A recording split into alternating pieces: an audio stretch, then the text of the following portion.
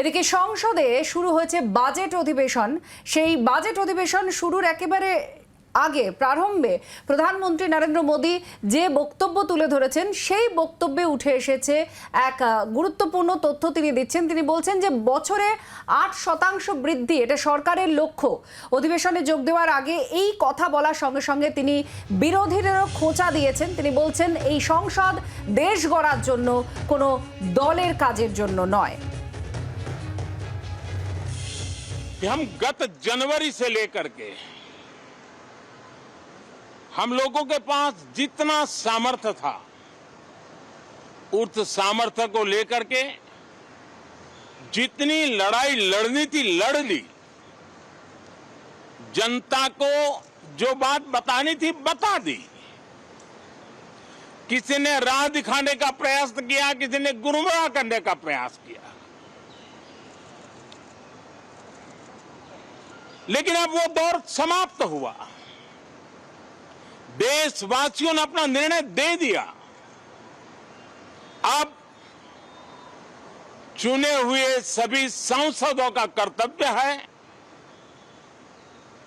सभी राजनीतिक दलों की विशेष जिम्मेवारी है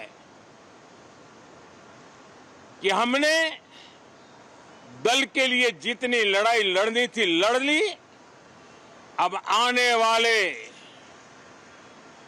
5 वर्ष के लिए हमें देश के लिए लड़ना है, देश के लिए जूझना है, एक और नेक बनकर के जूझना है। कि हम गत जनवरी से लेकर के প্রধানমন্ত্রীর বক্তব্য আমরা শুনলাম মাত্রই। এবার আমরা একটু রাজীবের সঙ্গে কথা বলবো। আমাদের প্রতিনিধি রাজীব চক্রবর্তী রয়েছেন আমাদের সঙ্গে টেলিফোন লাইনে। রাজীব, একদিকে প্রধানমন্ত্রী লক্ষ্যমাত্রা বেঁধে দিলেন এবং অন্যদিকে তিনি বিরোধীদের খোঁচা দিতেও ছাড়লেন না। অধিবেশন শুরুর প্রারম্ভে প্রধানমন্ত্রীর বক্তব্যে ঠিক আর কি কি বিষয় উঠে এলো? দেখো, প্রধানমন্ত্রী নরেন্দ্র মোদী আজকে সংসদ অধিবেশনের প্রথম দিন সাংবাদিকদের মুখোমুখি যে বক্তব্য পেশ করলেন সেই বক্তব্য থেকে স্পষ্ট যে তিনি বিরোধীদের খোঁচা দিলেন। এবং বিরোধীদের খোঁচা কেন দিলেন তার কারণ সত্য, সে সমাপ্ত হয়েছে বাদল অধিবেশন। সেই বাদল অধিবেশনে দেখা গিয়েছে প্রধানমন্ত্রী নরেন্দ্র মোদী যখন ভাষণ দিচ্ছেন তখন বিরোধীরা শোরগোল করছেন এবং কেউ কেউ ওয়েলেও নেমে আসছেন। এই ঘটনা একেবারেই বলা যেতে পারে কাম্য নয় তো বটেই, পাশাপাশি নজিরবিহীনও বলা যেতে পারে। সাম্প্রতিক অতীতে এমন ঘটনা ঘটেনি।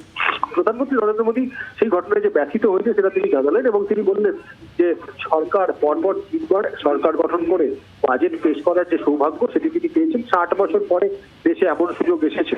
দীর্ঘদিন ধরে দশকের পর দশক ধরে সরকার বদল হয়েছে, কিন্তু পরপর 3 বার সরকার গঠন করা এবং বাজেট পেশ করার সৌভাগ্য হয়নি।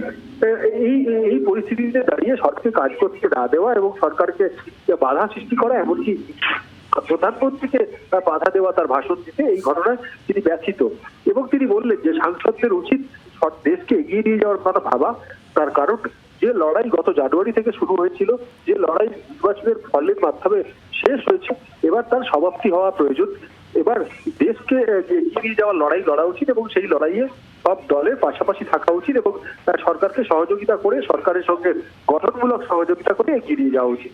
প্রধানমন্ত্রী হিসেবে তিনি এই বক্তব্য রাখলেও বিরোধীরা মনে করছেন যে প্রধানমন্ত্রী বা তার সরকার বিরোধীদের কণ্ঠ রোধ করার চেষ্টা করেছে বারংবার এবং সেই কারণে যে সমস্ত জ্বলন্ত ইস্যুগুলো রয়েছে সেই ইস্যুগুলো তারা তুলে ধরবেন। প্রধানমন্ত্রী নরেন্দ্র মোদী কিন্তু আজকে তিনি একটা কথা বলেছেন যে দেশকে এগিয়ে নিয়ে যাওয়ার জন্য এবং 2047 সালে যখন স্বাধীনতার 100 বছর পূর্ণ হবে তখন দেশের যে একেবারে চূড়ান্ত অগ্রগতির যে রূপরেখা তৈরি হয়েছে সেই রূপরেখা ভিত্তিপ্রস্তর স্থাপন করার কাজ শুরু হয়েছে এবং আগামীকাল যে বাজেট পেশ হবে সেই বাজেটেও তার ছবি পাওয়া যাবে। স্বাভাবিকভাবেই প্রধানমন্ত্রী নরেন্দ্র মোদী কিন্তু সহযোগিতা দিয়ে, বিরোধীদের সহযোগিতা দিয়ে সংসদ অধিবেশন সুষ্ঠুভাবে চালাতে চাইছেন। রাজীব, ধন্যবাদ। রাজীব চক্রবর্তী আমাদের প্রতিনিধি ছিলেন আমাদের সঙ্গে টেলিফোন লাইনে। দলমত নির্বিশেষে সবাইকে দেশের জন্য কাজ করতে হবে, দেশের জনগণের জন্য কাজ করতে হবে, এমনই বার্তা দিয়েছেন প্রধানমন্ত্রী। কি বলেছেন তিনি শোনাবো আপনাদের।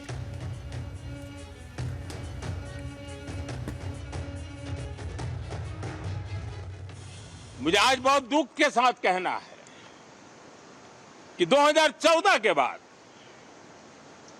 कोई सांसद 5 साल के लिए आए, कुछ सांसदों को 10 साल के लिए मौका मिला, लेकिन बहुत से सांसद ऐसे थे जिनको अपने क्षेत्र की बात करने का अवसर नहीं मिला, अपने विचारों से संसद को समृद्ध करने का अवसर नहीं मिला, क्योंकि कुछ दलों की नकारात्मक राजनीति ने देश के संसद के महत्वपूर्ण समय को एक प्रकार से अपनी राजनीतिक विफलताओं को ढांकने के लिए दुरुपयोग किया।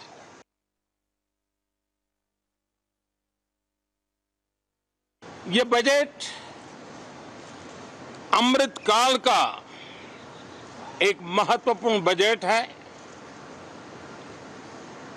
हमें 5 साल का जो अवसर मिला है, आज का बजट हमारे उन 5 साल के कार्य की दिशा भी तय करेगा। और ये बजट